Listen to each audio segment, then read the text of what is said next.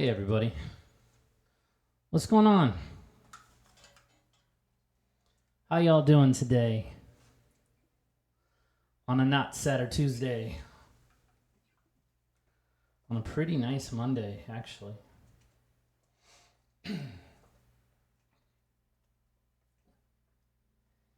You can hear me and see me fine. That's good. That's good. Hey Kirk. Hi wifey.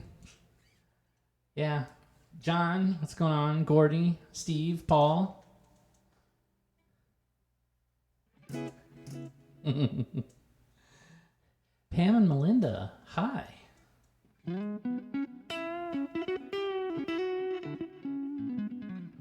Miss K, what's going on?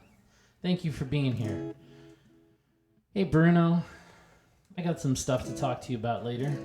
I started listening to that those MP3s that you sent to Danica. It's pretty cool stuff. Can you tell me again who that is?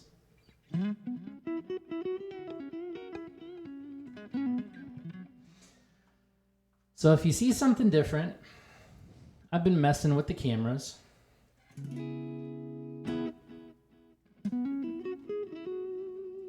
Been messing with the lights. I don't know if y'all are sound people or camera people or just music aficionados, but I changed some ISO settings, made it brighter in here. So to me, the cameras look really nice. I think that I think it looks clean.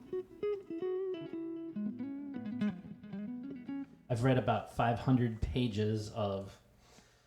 Well, that's all I'm gonna say about different cameras and settings and all that kind of stuff. But I tried to brighten it up and make it look good. I put some new lights back here. I'm sure that you notice a difference. We used to have these cheap lights that would make like 5 colors, maybe on a good day, and these now do tons of stuff. And apparently, I'm really looking forward to this from the Guitar Soup thing. Apparently, I can operate those lights from my pedal. So when I switch from like verse to chorus and all that kind of stuff, it's supposed to be able to like change the lights.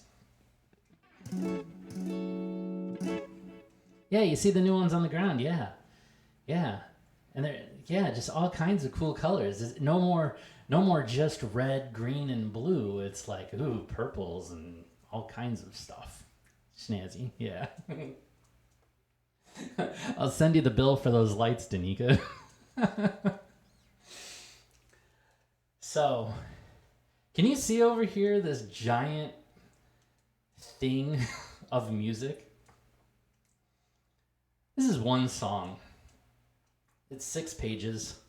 Pretty much everything I play for you on my classical guitar is at least this. Some things that I'm playing are like 14 and 20 pages, and yet they don't give you any proper place in order to stop and turn the page. So, yeah, working on that.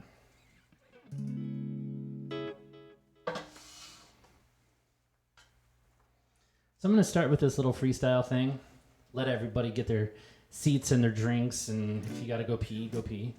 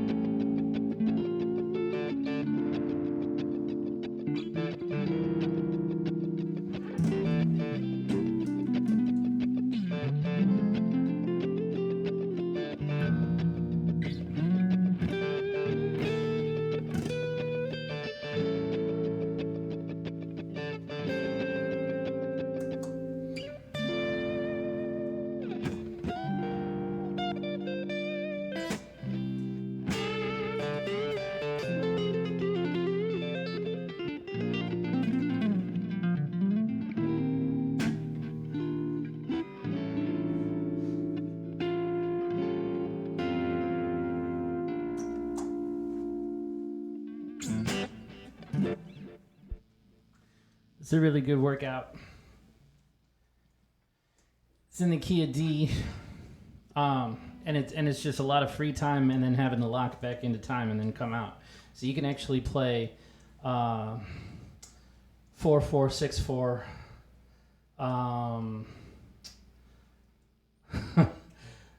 You can play 9-8 over the top of that if you count it right. You take the little out, and then you take it into 3, like 1, 2, 3, and then split each one of those to like triplet, triplet, triplet, triplet, triplet, triplet. You get a lot of crazy timing stuff on that. Jan Circa. Cool. Very cool.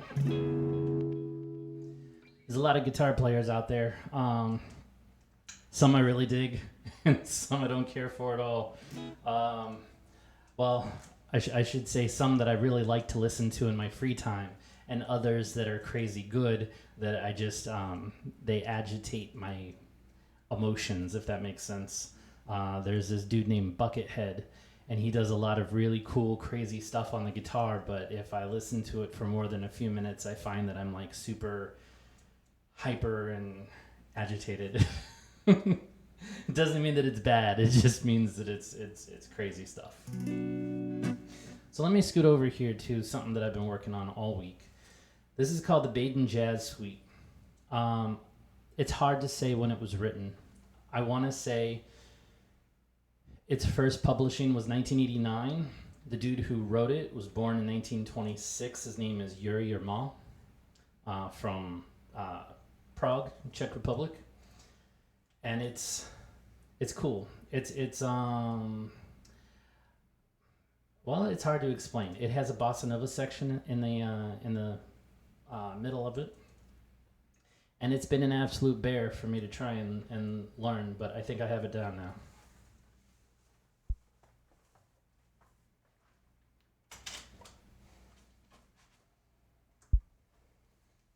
I think y'all can still hear me even without the microphone, because of how the guitars are mic'd, which I think that's pretty cool. Let's see here.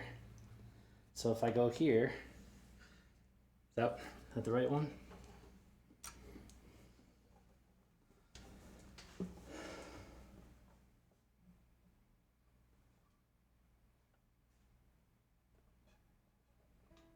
Oh, cool. I wonder which one he played. All right. Oh.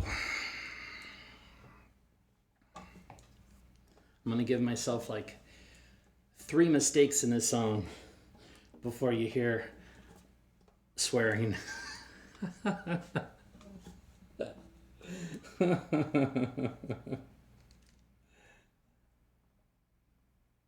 1800s. I wonder if it was Paganini. It's probably Paganini.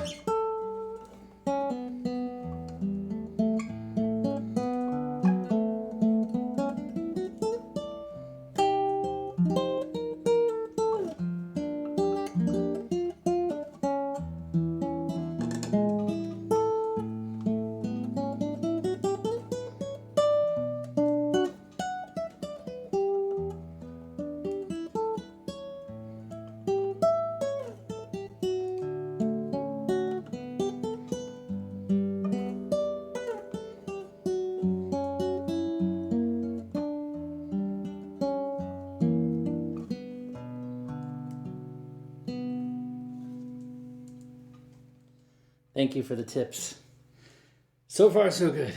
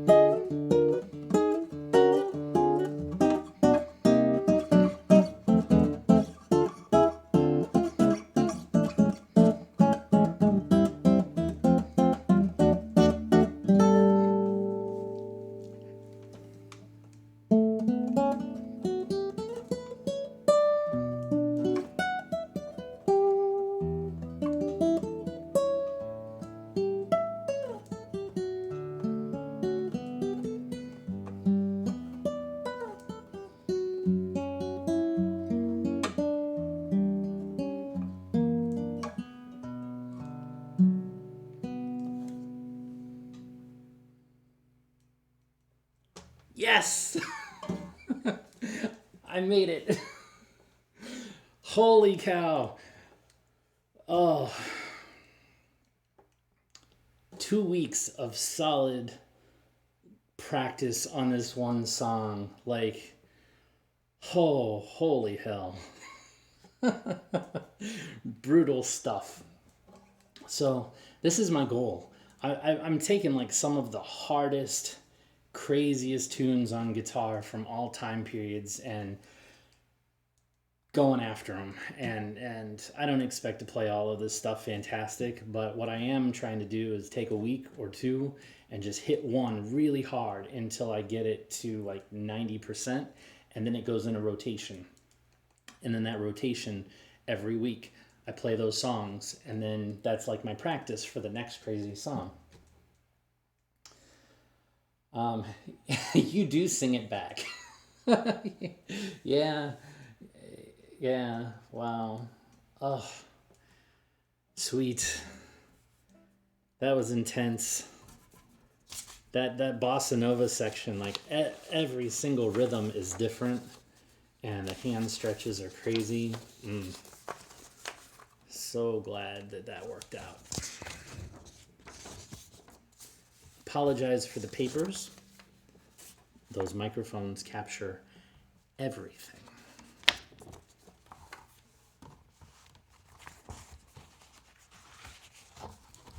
Let's see here.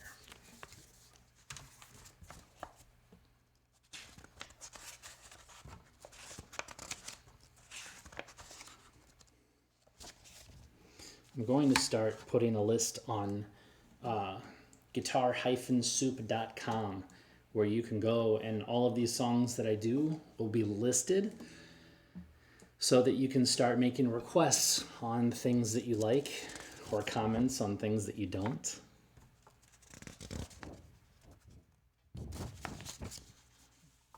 This one's a nice short one from Giuliani from 1806.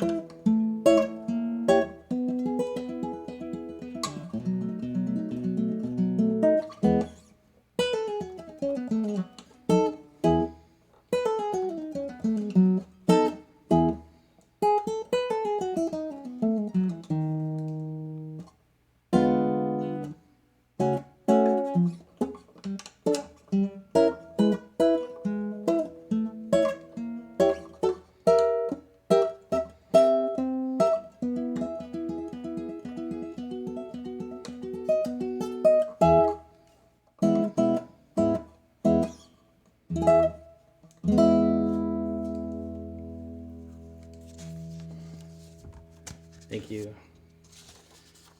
As you probably all remember from me talking about it multiple times now, this is from a piece called the Chitara, which is 24 segments.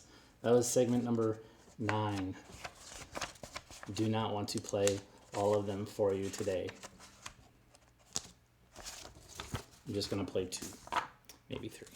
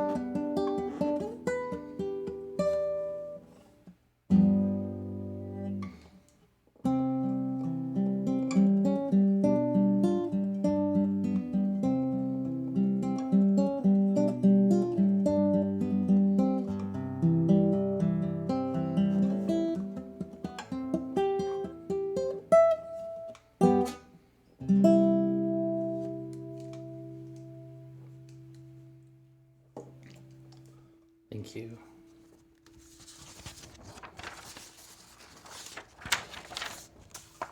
Let's do one more since I'm sitting here. Most times when I'm practicing, this is what I start off with, and I play all 24 parts from beginning to end. It takes about 45 minutes, and it's what I consider like my warm-up to everything. Clapping. Thank you. Beautiful. I think it's beautiful, and that's why I want to share this is you know, there's just not really much out there to be able to experience this kind of music. In fact, like that Baden Jazz Suite, I had a hard time even finding out like what year it was, you know, written. The dude who wrote it, Yuri Ermal, you know, he was born in 1926 and didn't start actually performing until about 1970, which gives me hope because that means he was like 44 years old before he ever played anything professionally. And I mean, I've been playing professionally since I was 17 as far as like rock and blues and country, all of that kind of stuff. But is that a tiny mirror on? Oh, yes, this is actually a tuner. It's a little clip-on tuner, and it senses the vibrations in the guitar when I play, so I can look over and tune. It gives me a letter like D, and then tells me if it's flat or sharp. So, yeah. Bruno, are you back? I thought you left, and now you're back, and everybody's high. I thought you were here. Very cool. Yeah. All right, let's see here.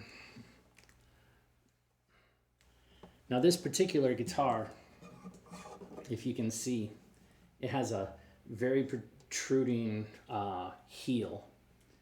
And it's, I don't know, I'd say from here to here, that's probably a good 4 inches, 4.5 inches. And you can see how it like juts out here. What that does, it's good and bad. Your hand, as it moves like down the neck like this, you're going to hit that heel and not be able to go any further. So as I'm moving up the guitar, I hit that and I just can't move any further.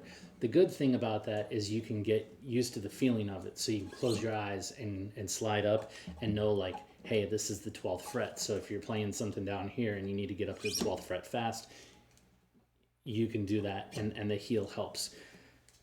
The issue for me is some of these songs, like this one here, goes up to 14 and 17, like this. And the only way that I can play that, I can't keep my finger behind my hand as you're supposed to do in proper technique. So you have to do more of like a extended cello technique where you take your hand and you almost like, well, sometimes the thumb actually comes over onto the other side to be able to play those notes.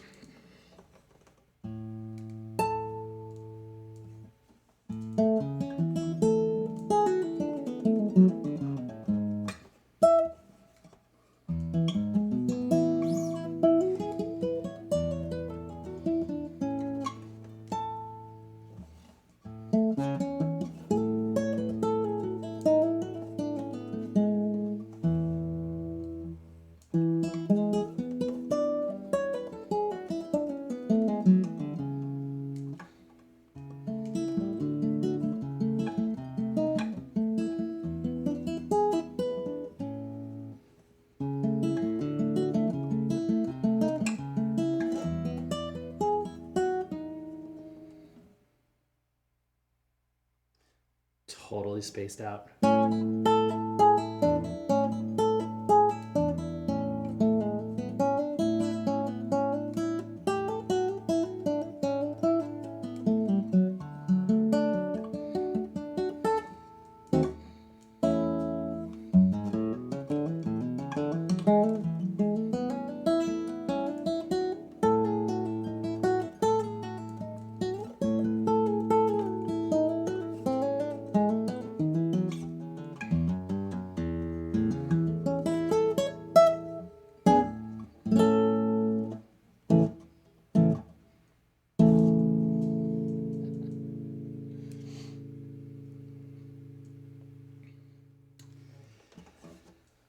Thank you. Yeah. Yes, the tuners work on guitars of any kind, electric, acoustic, as long as there's vibration through the body of the instrument, which means that it'll work on banjos and ukuleles and violins and anything like that. What it doesn't work on, I don't know. I guess in theory, you could even clip one of those things onto a saxophone bell in order to fine tune it if you wanted to. All right, let's see here. See if I can do this without damaging anything. The keyboard. It does not work on a keyboard, you're right.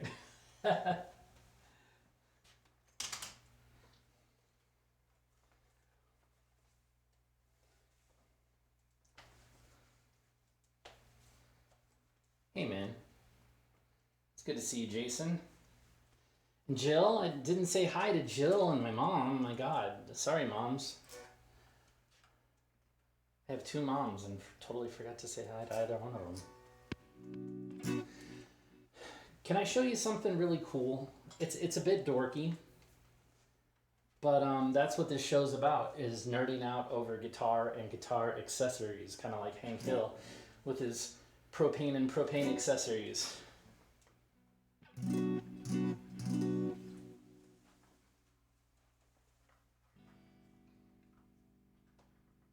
This is called a Electro-Harmonix Mel 9, a tape replay machine. I'm not gonna lie, some of this stuff doesn't sound very good by itself, but I want to show you what it does and how I've started using it with Danica and the Jeb. So if I push, well, here, if I just play a little bit of guitar, I wonder if I can put this over here on this.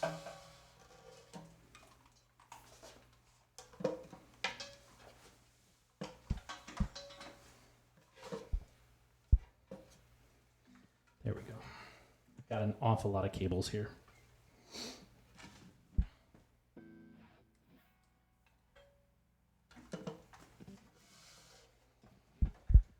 So these are pedals.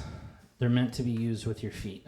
However, they usually put all the controls on tiny little knobs that if you have shoes on and you don't know how to work your feet like hands, you're going to have problems with. So this is what my guitar sounds by itself. I can't even play a major scale. There we go. That's better. So I'm going to hit this button. And I'm going to play an orchestra tone with no guitar.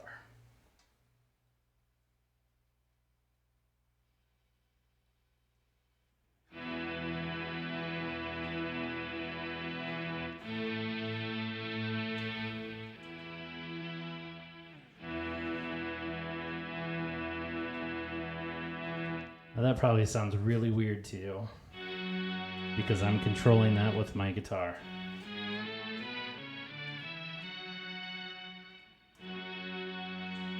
And you can play chords, although the chords sound pretty funky. But where it really comes in handy is when you start playing like little 2-note chords.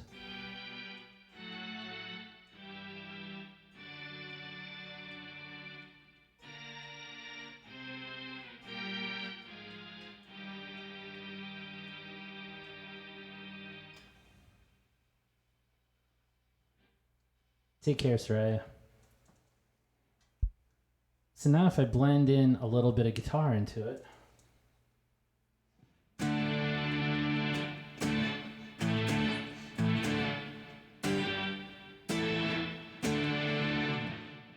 You can get some pretty cool stuff.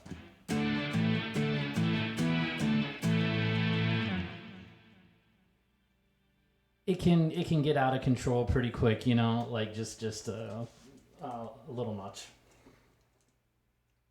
You can do cellos.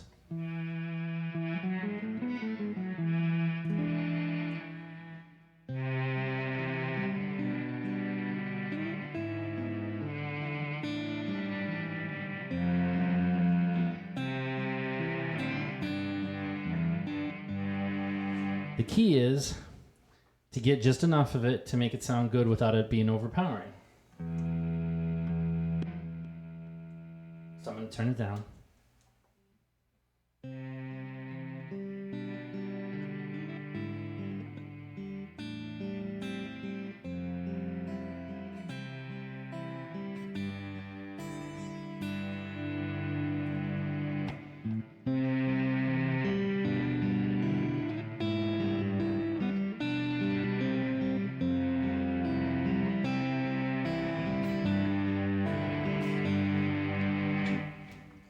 The ones that I particularly like and I started using in our show are the flutes. Because you can get it rather than just having it play. Like rather than playing like this. You can get it to just extend. So it swells. And it gets bigger. So now you can play. And you hear the guitar go away, but the notes are still there.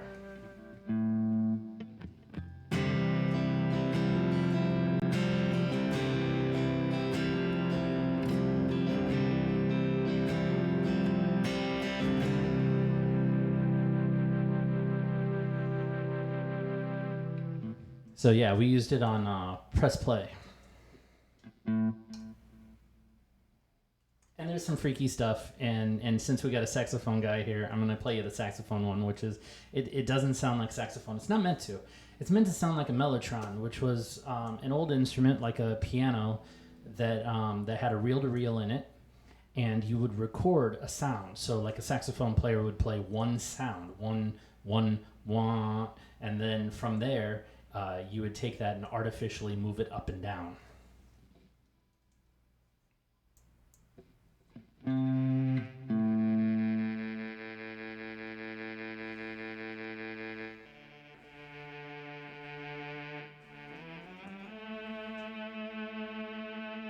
Gotta get rid of that attack.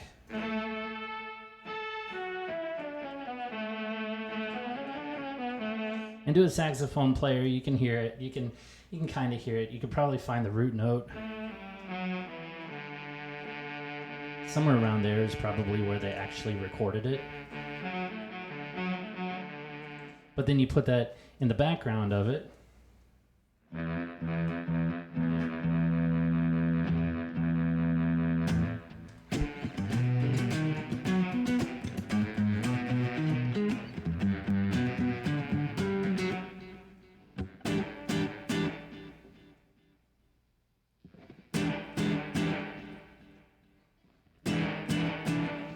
Key is,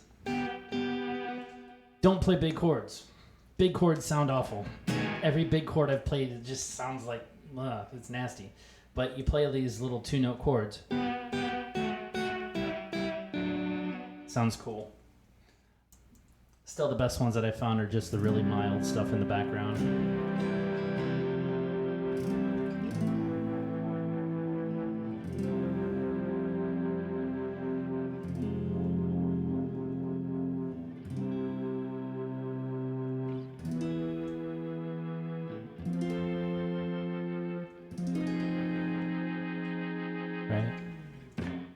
How large is the instruction booklet?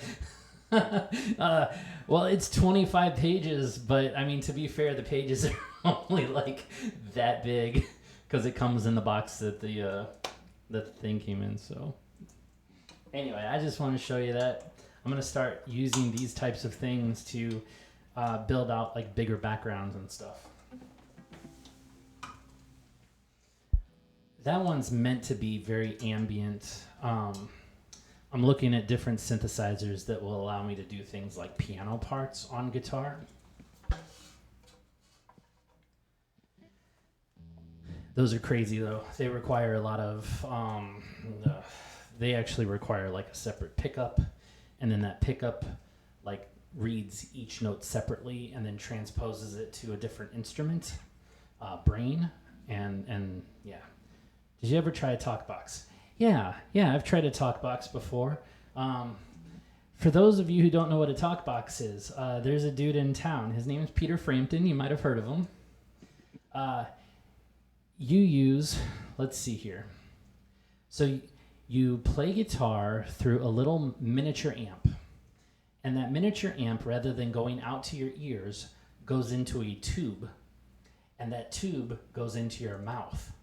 So you go like... or more likely, you gotta get some distortion on it. And when you hit that, you put it in your mouth, so it's like wow, and then you use your mouth to go wow, and you can make shapes, and then you put your mouth right next to a microphone, and so the pure sound of the guitar is going into your mouth, and then your mouth is shaping it, and then it goes out the microphone in order to be able to make it sound like you're talking. And if you want to listen to that, listen to Do You Feel Like I Do? I think that's the name of it. Or Do You Feel Like I Do from Peter Frampton?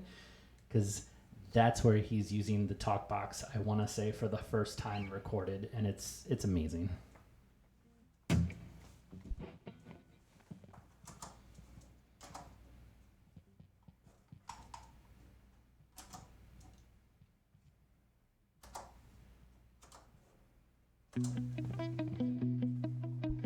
So I feel like I should do this song. Do you feel like we do? There you go.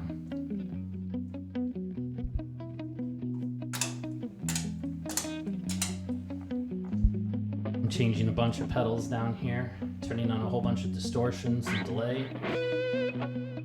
You can hear it repeat back.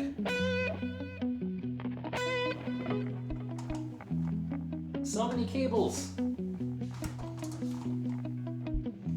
I'm so excited for my in-ears to come because it's just one less cable, and then I'm going to switch to a wireless guitar unit so I can move around freely and not feel like I'm tied up in a laboratory. Here we go.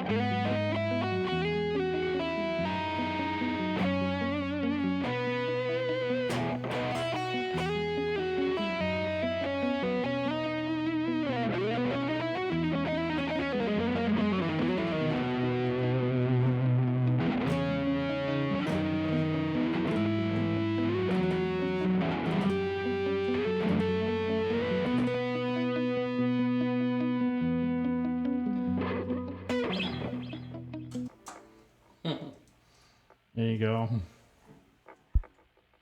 So that's Joe Satriani, 1988, I want to say. So what I'm working on right now, I'm still working on a couple of tunes on the resonator over here. You can't see it.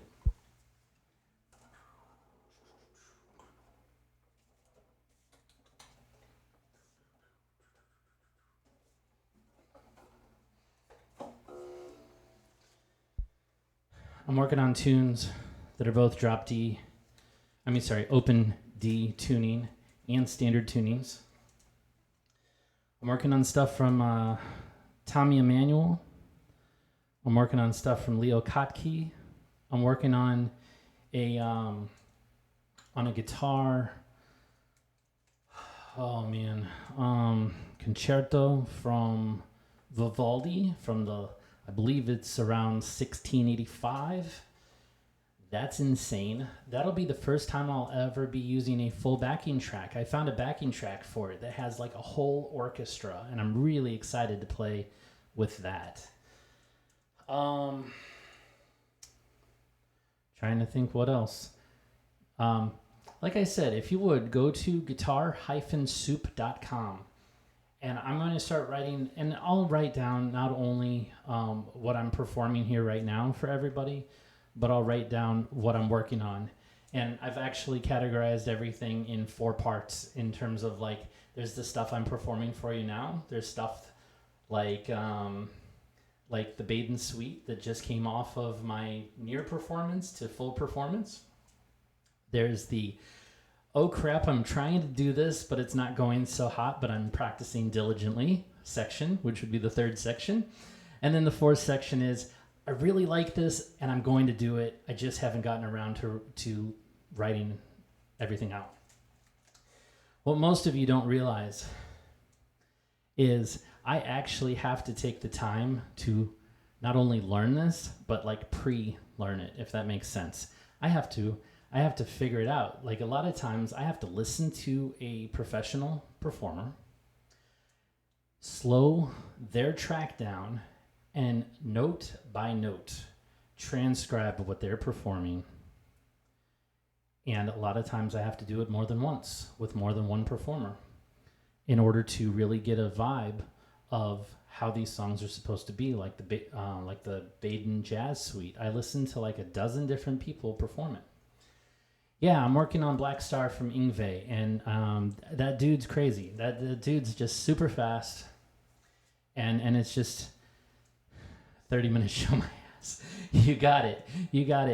I spend at least 10 times as much time on this show as I do for Danica and the Jeb, because we've been playing that for years, and when we introduce a new song, it's one new song with a whole catalog of older stuff. And that's like, so once a month, if we add a new song, we keep refreshing everything. But this is like a whole bunch of new songs.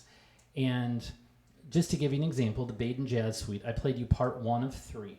It comes in 3 parts. The same thing with the Vivaldi Concerto. It's 3 parts. It took me 4 hours just to be able to write it down from... And that I didn't even have to watch somebody. That I just had like music that was written for like 4-part guitar, and I had to like rewrite it as a solo guitar. Then from there, I have to like practice it and figure out what are the best fingerings, and then get it up to speed and everything else. So like that Bossa Nova section, well the whole Baden Jazz Suite part 1 that I played for you, I probably have 60 hours of practice time into that, if not more. And that's just kind of the way that it goes. Yeah, exactly. Imagine the catalog 1 year from now. Hopefully it'll be pretty big. That's why I'm going to start writing it down, so that you all can take a look at it and see what's going on. So thank you all for being here. I'm going to be playing some more in about 5 hours at 7 p.m. Danica helping me out if there's any other shows that are going on today. We didn't discuss that. I came straight down here and had to get everything working. So Anywho, see you in a few hours. Thanks for being here. Jason's birthday show, fantastic, cool. I will. I'll pop that on here while I continue to work down here. I'll have a good day. See you in a bit.